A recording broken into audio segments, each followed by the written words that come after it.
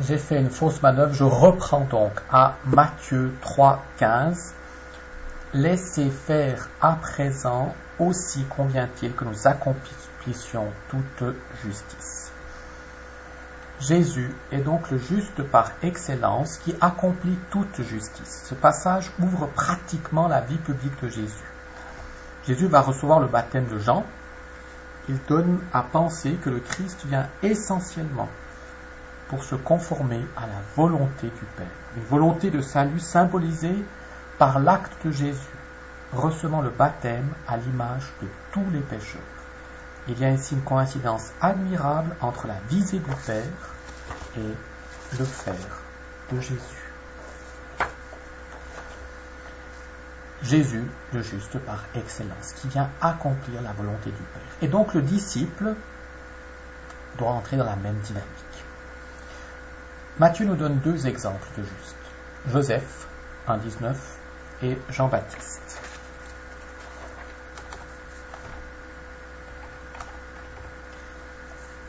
Et Jean-Baptiste, attendez, ça n'a pas écrit, 21, 32. Parlant de Jean-Baptiste en chapitre 21, 32, Jésus affirme: Jésus est venu à vous dans la voie de la justice, et vous n'avez pas cru en lui. La voie de la justice est une formule traditionnelle qu'on trouve dans les Proverbes. Proverbe 16, 31, qui était fort connue à Qumran. La voie de la justice désigne une conduite vitale, intellectuelle et pratique, conforme aux prescriptions de la Torah. Je répète, la voie de la justice désigne une conduite vitale, intellectuelle et pratique, conforme aux prescriptions de la Torah. C'est la même justice qui est recommandée aux disciples. Si votre justice n'abonde pas plus que celle des scribes et des pharisiens, vous n'entrerez pas dans le royaume des cieux. Les deux thèmes à nouveau sont liés. Matthieu 5. Si votre justice ne dépasse pas celle des scribes et des pharisiens, vous n'entrerez pas dans le royaume des cieux. Un faire efficace. Le faire du disciple consistera à adopter les mœurs de Dieu, à l'imiter dans son attention particulière pour les petits, à rendre sensible la présence du royaume.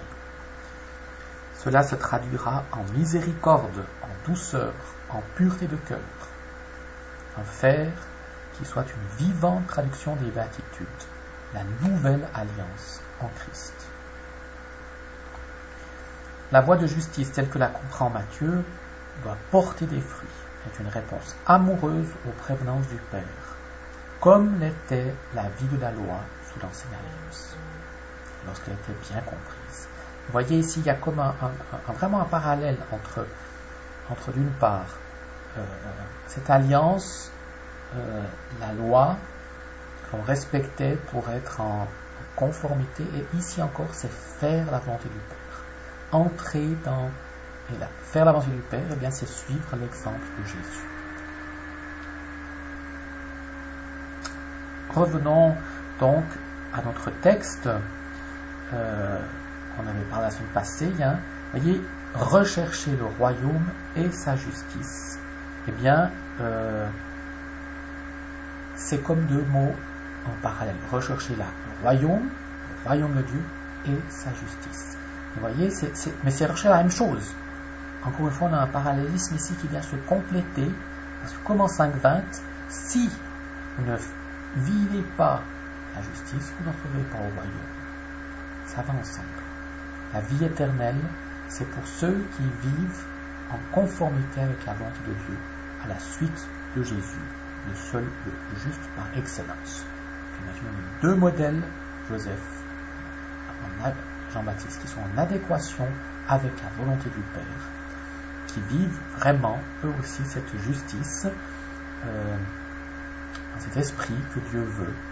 Et Matthieu le décrit non plus dans des termes de loi, mais plutôt d'attention aux petits, de tendresse, de conformité à l'amour, au commandement que Jésus nous redonne, ainsi de suite. Et bien c'est cela, la justice se traduit en miséricorde, en douceur, en pureté du cœur, dans tout ce qui est décrit exactement dans les béatitudes aussi, les conditions pour entrer dans le royaume, eh bien, ce sont aussi vivre selon cette justice. Voilà, je vous souhaite, je suis désolé d'avoir cette petite, mais je vous souhaite une bonne fin de journée, une bonne lecture et à bientôt.